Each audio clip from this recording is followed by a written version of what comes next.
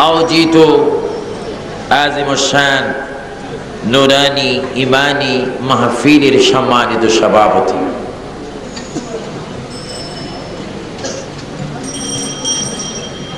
সম্মানিত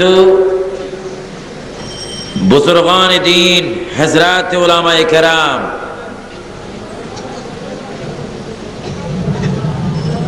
বিশেষ করে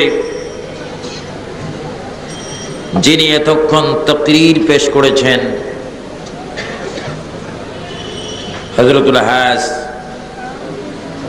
মাওলানা মুহাম্মদ উমর ফারুক হেলালি সাহেব, মঞ্চ উপবিষ্ট হযরত মাওলানা আখতারুল নাঈমি আল কাদরি সাহেব, হযরত মাওলানা তাজুল ইসলাম আল কাদরি সাহেব, রয়েছেন আলহাজ হযরত মাওলানা হাফিজ নিজামউদ্দিন সাহেব, বিশেষ করে চট্টগ্রাম শহরের, চট্টগ্রাম সিটির বিভিন্ন স্থান থেকে আগত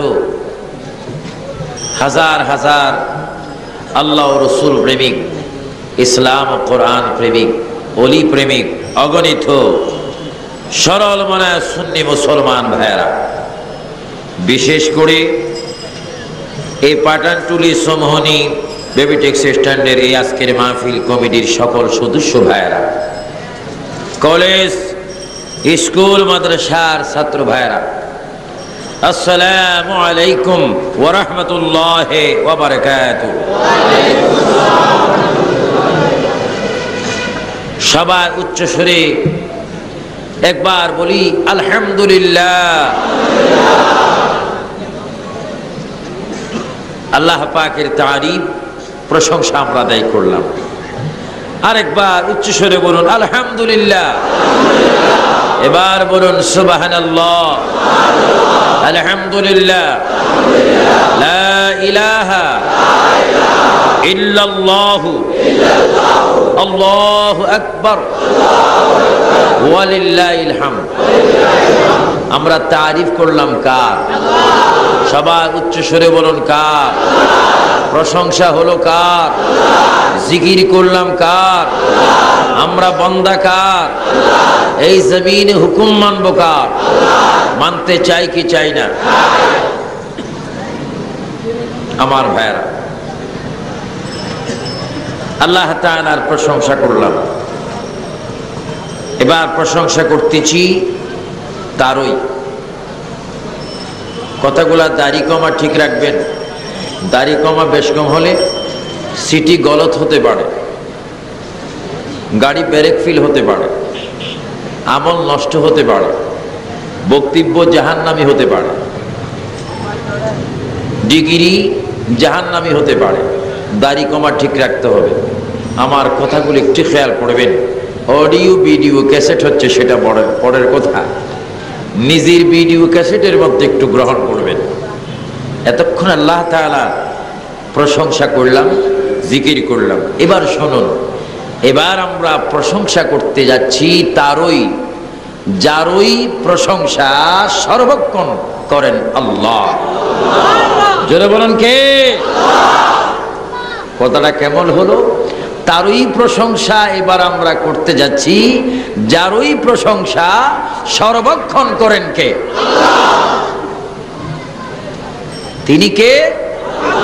তিনি হচ্ছেন আটখানা বেহেশতের আল্লাহ প্রদত্ত নির্ভেজাল মালিক, যিনি হচ্ছেন খানে কাবার কাবা, যিনি হচ্ছেন কোরআনের সূচনা, যিনি হচ্ছেন শরীয়ত, তরিকত, মারফত, হাকিকত, যিনি হচ্ছেন ইহকাল ও পরকালের আল্লাহ পাকের একমাত্র শান্তিদাতা, দোনো জাহানের বাদশা, সকল আম্বিয়া কেরামের ইমাম, আমাদের সকলের নাজাতের বন্ধু।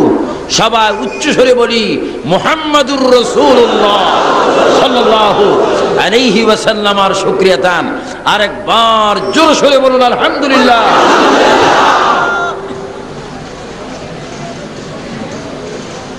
তিনি কেমন নবী?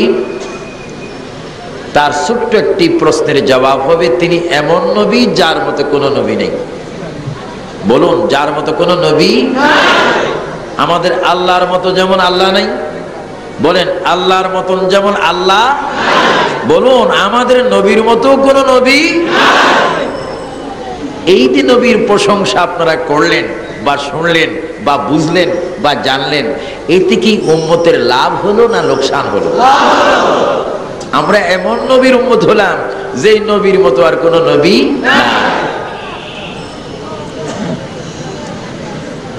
নবী যদি মানেন নামাজ পড়তে হবে, নবী যদি মানেন এই দিয়ে 1 মাস পরে রমজানের রোজা আসতেছে, রোজা রাখতে হবে, তারাবি পড়তে হবে, ইফতার করতে হবে, সেহরি খেতে হবে, মা বাপকে মানতে হবে, সমাজে শান্তিভাবে নিজের জীবনকে প্রতিষ্ঠিত করতে হবে, কোরআনকে মানতে হবে, হাদিসকে মানতে হবে।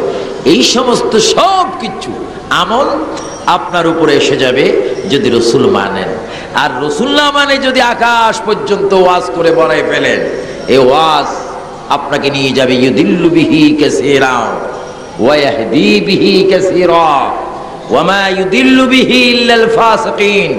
নামাজ পড়ে পড়ে কেউ জাহান্নামে যাবে, আবার নামাজ পড়ে পড়ে কেউ বেহেশতে যাবে।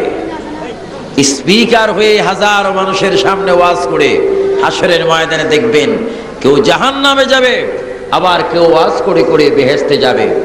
এখানে ব্যাপার কি, কারণ কি?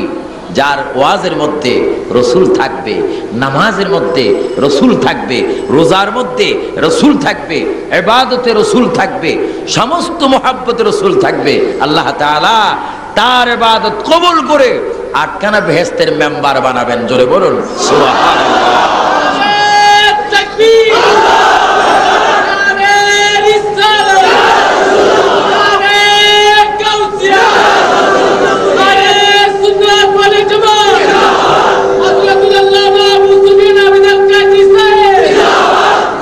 আপনারা বলুন, বুকে হাত দিয়ে বলুন, আমরা নবী চাই কি চাই না? কে কে নবী চান না হাত তোলেন।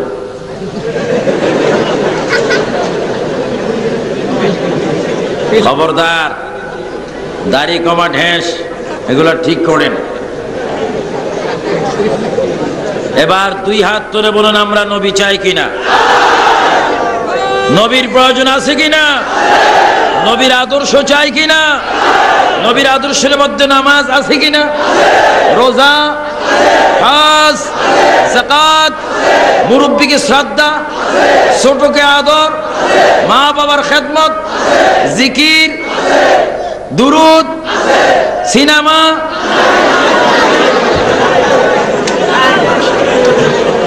সিনেমা নাই। একটু রহস্য করলাম, রহস্য করো সুন্নাত, কারণ আমরা সুন্নি।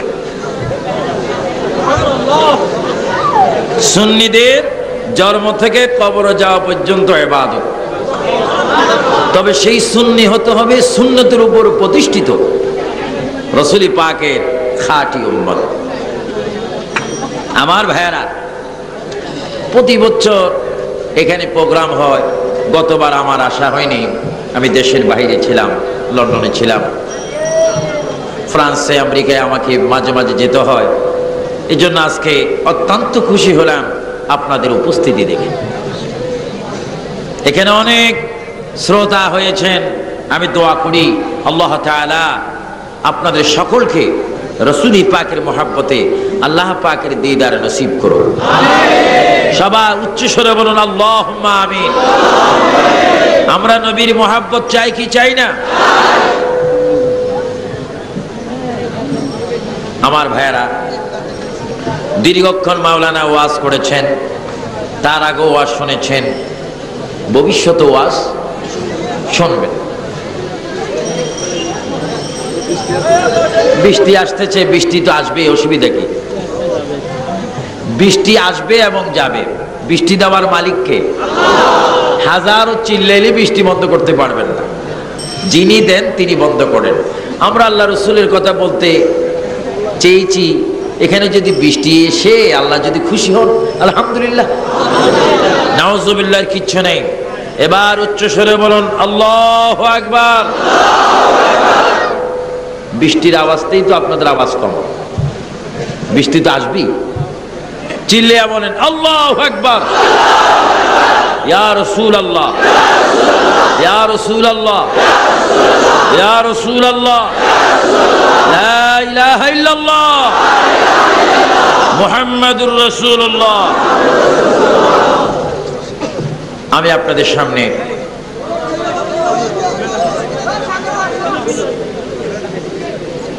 যারা ভদ্র ভাইয়েরা বসে যান, অভদ্র ভাইয়েরা চলে যান। এটা মাহফিল, এটা গান নয়, এটা অন্য কিছু নয়। এখানে যে চতুর জায়গাতে বসতে পারবেন মনে করবেন বেহেশতের একটা টুকরার মধ্যে বসে গেছে। এটা কর্ণফুলী মার্কেট নয়, সমিনি নয়, এটা আজকে বেহেশতের বাগান। আর যারা জায়গা পাচ্ছেন না, যেখানে দাঁড়িয়ে আছেন দাঁড়িয়ে থাকেন, কারণ প্রচুর লোক হয়েছে, বসারও হয়তো অনেক ব্যবস্থা নেই। মাঝখান দিয়ে একটু উঁচা দেখা যাচ্ছে, মনে ওনারা চেয়ারে আছেন। হ্যাঁ, কষ্ট করে হলো বসে যান। আসুন একটু দুরূদ শরীফ পড়ে দিই। আল্লাহুম্মা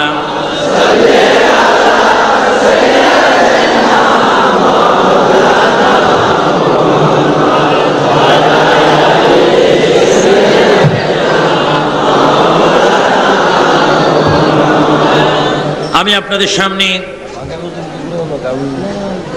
পবিত্র কোরআনুল কারীম ফুরকান হামিদ থেকে এক টুকরা আয়াত কারিমা তেলাওয়াত করেছি। সবাই একটু আমার সাথে বলুন, কোরআন শরীফ কার? আরো জোরে বলুন, কার? এই কোরআন শরীফে কোনো সন্দেহ আছে? কোরআন শরীফ নাজিল করেছেন কে? গ্রহণ করেছেন বলেন মুহাম্মাদুর। নাজিল করেছেন আল্লাহ, বলুন গ্রহণ করেছেন মুহাম্মাদুর।